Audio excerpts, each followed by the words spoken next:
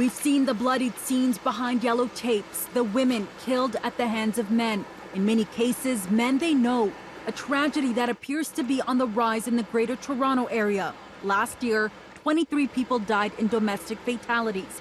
And in 2019, the 5 police forces in the GTA together received over 47,000 domestic calls.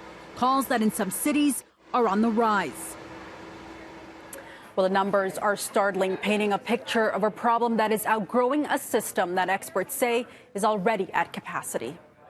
In the month of December, we helped the same number of women that we did in all of 2016. Yasmin Yusuf, who oversees 6 transitional homes at Nisa Homes for women and children who experience violence, has seen a dramatic spike in the demand for support services. In 2016, the Canadian organization, which supports immigrants, newcomers, and Muslim women, received 127 calls asking for help. Last year alone, they got more than 7 times that number, 980.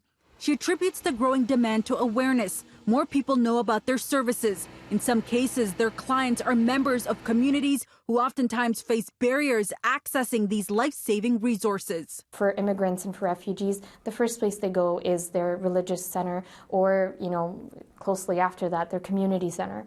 And if the information is not available there, they don't know how else to access it. Free or low-cost resources such as counseling are also a challenge to access. Yusuf says the wait times are 6 months to a year. A lot of times they reach out for help before they need to leave their homes, and yet if they're not given that help properly, it escalates. That same demand is also reflected on a wider scale. Shelter Voices, an annual survey that gives a snapshot of the demand for transition houses and shelters in Canada, states that nearly 80% of women and kids who need space are turned away because there's no room for them. Nisa Homes also has a wait list for women who are unable to find shelter elsewhere in Canada. Most of the time, either they'll go couch surfing, they'll go back to their abusive partners. Police in the GTA, including west of Toronto, are also taking notice of these violent occurrences. In Peel Region, almost half of the homicides in 2019 were cases of family or intimate partner violence. Just recently, the force launched a pilot project at 21 Division, where a core group of 3 investigators will now follow up on reports of domestic violence instead of the usual uniformed police officers who oftentimes respond to these calls. It will pinpoint and streamline how we can better utilize this particular initiative in all our different divisions in order to support these types of calls.